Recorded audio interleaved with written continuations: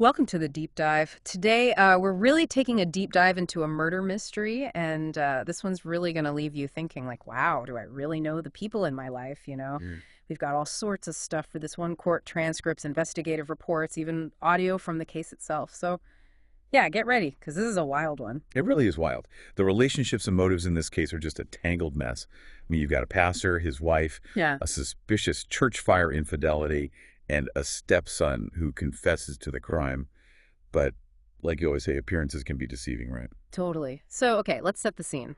May 18th, 2010, Petta Burleson is found dead in her driveway.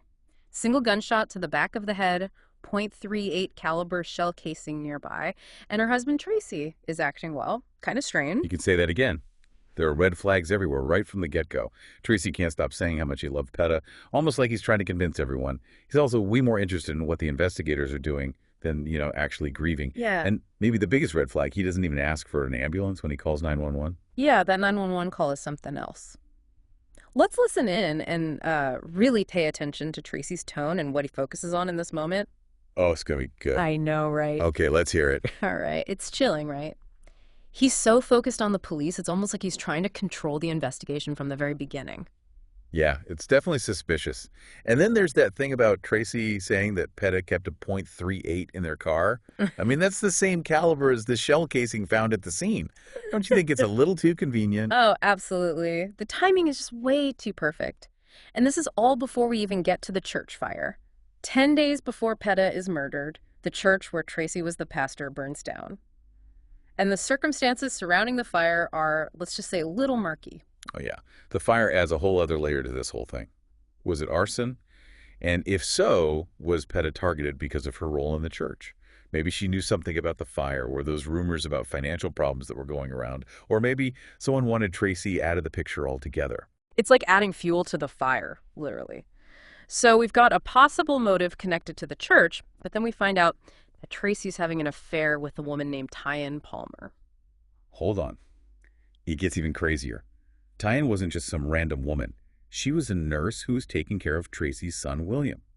And get this, she was involved with both of them. Wait, so the pastor is cheating on his wife with his son's caregiver, who's also sleeping with the son? This is insane. How are we supposed to make sense of any of this? Okay, let's focus on William for a second. Remember, he was really close with Tyion. Well, he confesses to his godmother that he killed Petta, and there's actually a recorded phone call of this confession. Oh, wow.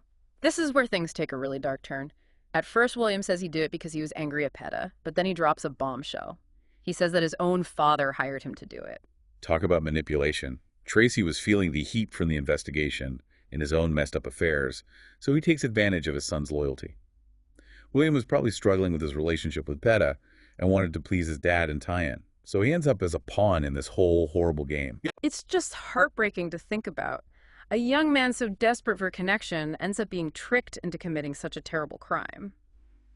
Can we really trust William's confession? I mean, we know Tracy's capable of some serious Yeah, deception. and that's the big question. Oh, William takes a fall at first, but then Tracy's alibi starts to fall apart. He says that he went to a convenience store right before he found Petta's body, but the clerk doesn't remember seeing him. There's no surveillance footage to back up his story either. And then there's the blood spatter on Tracy's car. It just doesn't match up with what he's saying. yeah, it's like his whole story is unraveling piece by piece. So how did the investigators use that blood spatter analysis to prove that Tracy's alibi was a lie? Well, the blood spatter patterns on his car didn't match his story about finding Petta already dead in the driveway. The analysis showed that the blood splattered onto the car with a lot of force, which means he had to have been much closer to the shooting than he claimed. Plus, there was no proof that he even went to that convenience store. I mean, come on. It's like a house of cards collapsing right in front of us. And this is just the beginning. So we left off with Tracy's alibi just totally falling apart, right? But remember, there's another big player in this whole crazy thing, Tyion. How did the investigators start to figure out what her role was? Yeah, Tyion, that's a tough one. The prosecution really struggled to prove she was actually involved. At first glance, she seems totally innocent, right? Yeah. Saying she was at home reading her Bible when it all happened. But when you look closer, her story starts to have some holes. Remember when William confessed and said that Tyion had actually asked him at one point to kill Petta? He later takes it back, but it still makes you wonder about how innocent she really was, right? Yeah, it's hard to ignore that, especially with the whole timing of their engagement. It happened so soon after the church fire, and she really seemed to want to get married fast. Exactly. It's almost like she was trying to lock in her spot as the future Mrs. Burleson, before anyone could even suspect her. And then there's her own confession about sleeping with William, just 2 days after the murder. Wow, that's a crazy twist. She tries to say that she was forced, but come on, she's all about Tracy before that. And then suddenly, she's interested in William. It just feels like she's trying to control him so he won't tell on her. Yeah, you got it. This is way more than just a love triangle. She's playing both the father and son. Hmm. That's manipulation for sure. But even with all these red flags, it's still hard to prove she was directly involved in planning the murder. There's just no hard evidence connecting her to the actual crime. So, with everyone pointing fingers and all these messed up relationships, what happens next? Do they all end up going to trial? They do. But the prosecution pulls a smart move. They realize they need someone to really solidify their case against Tracy. So they offer William a deal. He testifies against his father and Tyion, and in exchange, he gets a lighter sentence. Wow, so the son turns against his father. That must have been a tough decision. What do you think made William decide to do that? Well, the evidence against Tracy was really piling up. So William probably realized that cooperating was his only chance to avoid spending his life in prison. I'm sure he also felt guilty about what happened and maybe even wanted to finally break free from his dad's control. Whatever his reasons, his testimony was huge for the case. Okay, so what exactly does William say during his testimony? Oh, it's chilling stuff. He describes how Tracy basically tricked him into killing Petta, promising him money from her life insurance. The whole courtroom is captivated by his story. This son who was caught in his dad's web of lies, forced to betray his own family for a father who treated him like a tool. It's just awful hearing how Tracy took advantage of his son like that. It really exposes him, right? He's not the loving husband he pretended to be. So, what happened with Tracy's trial? The jury saw right through him. They found him guilty of capital murder. That means murder with an aggravating factor, and in this case, it was for financial gain. So he gets sentenced to life in prison. Sounds like justice was served at least for Tracy. But what about Tyion? Her trial must have been intense without any solid evidence against her. How did the prosecution make their case? Yeah, it was a tough one. They had to show that Tyion wasn't just going along with the plan, but was actually a key player. They focused on her motive. She wanted to be with Tracy and get all that money. They also pointed out all the holes in her story, like how she kept changing what she said about her relationship with William. So, did they manage to convince the jury that she was guilty? They did. Tyion is found guilty of murder and tampering with evidence. But get this, she only gets 7 years. 7 years for murder? That's crazy. Tracy got life in prison? Why such a light sentence? That's a head scratcher, right? The The prosecution wanted way more, but the jury seemed to think Tyion wasn't as bad as Tracy.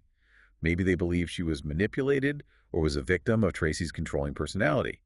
It's a verdict that really makes you think about how hard it is to figure out who's really to blame when you've got manipulation and coercion involved. Yeah, it's a lot to unpack. I mean, Tracy was definitely the mastermind, but Tyion played her part too. She manipulated William and kept seeing Tracy even though she knew what he was capable of.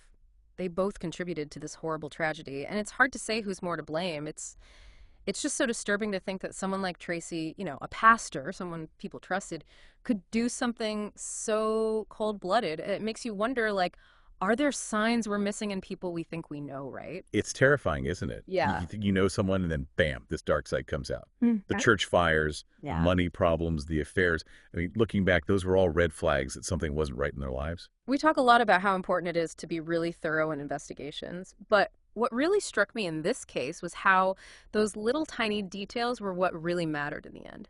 The blood on Tracy's car, the missing footage, even Tyion wanting to get married so fast. All those little things added up to expose their whole web of lies. Exactly. It's amazing how investigators took all these little pieces and put them together like a puzzle. It shows you how important it is to pay attention to every single detail. And it also proves that even the smartest criminals mess up and leave a trail. It's true. The truth always has a way of coming out no matter how hard you try to hide it. But this whole case really makes you think about the people who got hurt. What about William? How do you even begin to recover from something like that being manipulated into committing murder? William's story is just tragic. He was totally used by his own father, caught up in all this mess, and just desperate for someone to love him. His confession and testifying against his dad, those were acts of desperation. But they were also his way of trying to break free from all the toxicity that led to this whole tragedy. His sentence was way lighter than Tracy's, but it's still a huge burden. Yeah. It shows that even when justice is served, the damage is done. And what about the people in their church? The person they looked up to turned out to be a liar and a murderer. How do you even begin to heal from that kind of betrayal? This case totally rocks their world.